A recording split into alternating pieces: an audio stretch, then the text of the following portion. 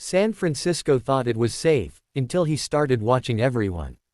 And by the time they realized, it was already too late. He wasn't just killing, he was choosing his victims in real time.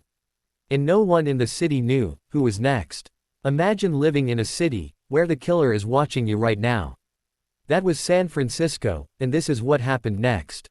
San Francisco, a city once alive with energy, now stood under a shadow of fear. The nights felt longer, the silence heavier, and the fog that rolled through the streets no longer felt peaceful. It felt like cover, because somewhere out there, he was watching. The Golden Gate Bridge disappeared into the mist, as if the city itself was trying to hide. But there was no hiding from him. Not anymore. The newspapers made sure of that. Headlines screamed across every corner, warnings that no one could ignore. The killer is still out there. And just like that, fear spread faster than the truth ever could. People read in silence, their eyes scanning every word, hoping they wouldn't see their own fate written next. Walking alone at night became unthinkable. Even in pairs, people kept looking over their shoulders. Every passing car felt suspicious.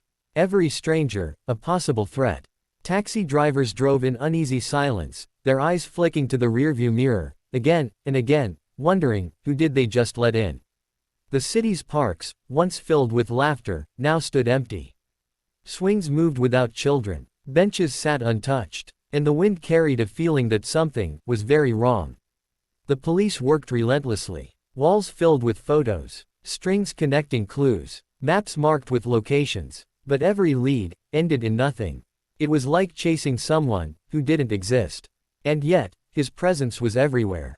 Then came another letter. No warning, no hesitation, just ink on paper, filled with symbols that made no sense, and yet meant everything. He wasn't just communicating, he was controlling the narrative. Every word, carefully written. Every message, designed to spread fear. He wanted attention, and he was getting it. The authorities tried to stay ahead. But he was always one step further. Mocking them, challenging them, daring them to catch him. And with every letter, the tension grew stronger. Inside homes, doors were locked earlier. Windows checked twice. Some didn't sleep at all.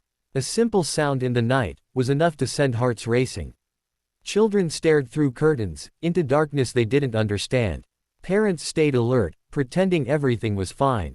But it wasn't. Not anymore. Because the fear wasn't just outside. It had entered every home. And somewhere above it all, a figure stood watching.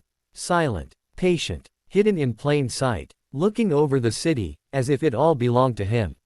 Time passed slowly, each second, stretching into something unbearable.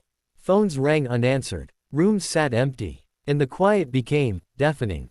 Because no one knew when it would happen again.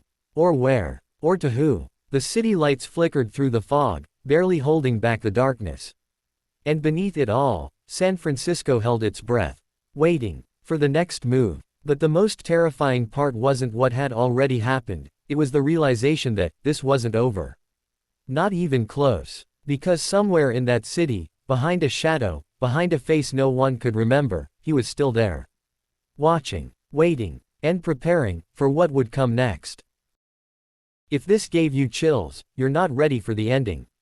Subscribe for more dark historical events in the final episode of the Zodiac Killer.